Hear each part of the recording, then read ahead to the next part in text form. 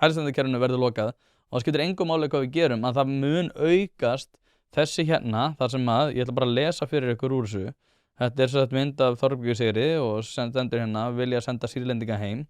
Þorbjörg Sigríður Gunnlaugsdóttir, dómsmálaráðherra, sat liðina helgi ráðherrafund á Kýpur með innanríkisráðherrum og ráðherrum útlendingamála Evrópuríkja en á fundinum var rætt endursendingar hælisleitenda frá Evrópuríkjum. Remigration er komið á dagskrá allra Evrópuríkja.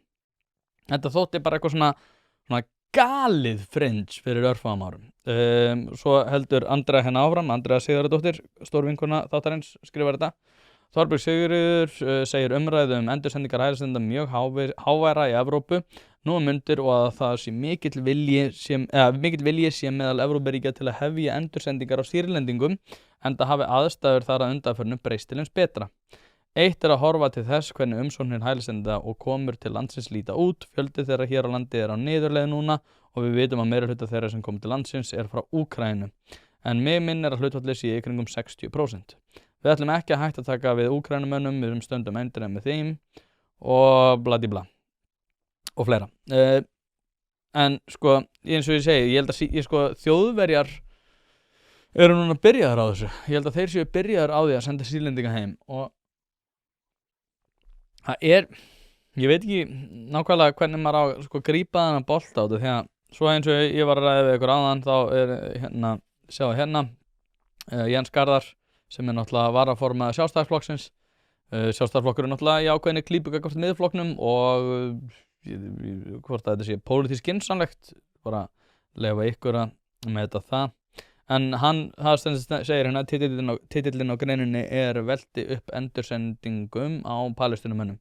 Og eins og ég var að segja ykkur án, þetta er náttúrulega mjög sniðugt, þetta er meðan handboltaleikurinn í gangi. Það kannski næri ekki alveg sumu dagskrá, en útlendingamálum var sett dagskrá. Og hér segir þetta líka Andrea. Jens Garðari Helgasyni varaformanni Sjálfstæðisflokksins varð á ósk sinni í dag þegar útlendingafrumvarpið sem hann lýsti í pontu Alþingis komst á dagskrá þingsins.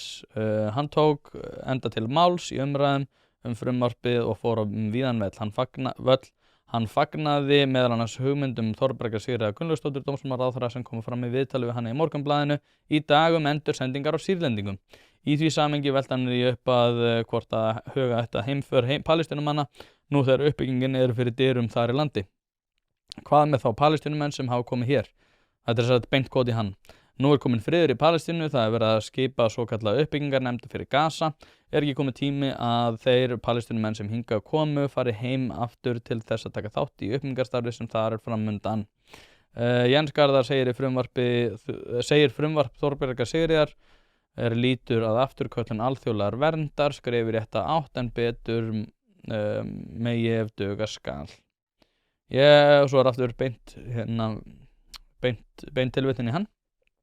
Ég velti fyrir mér þegar maður hefur hort hér upp á hælisleitendur vera að skvetta málingu á fréttaljósmyndara, skemma eignir stjórnarráðsins eins og ráðuneyti og annað, hvenær sú heimild kemur til kastana að brot sem, kemur svo heimild inn að það sé brot sem til dæmis megi fara að vísa fólki úr landi fyrir. Og svo vill hann kemur fram að hann vilji leigja fangelsaðstöðu ytra, sérstaklega til þess að mæta skipulagðri brotastarfsemi og segir hafa ekkert hingað að gera.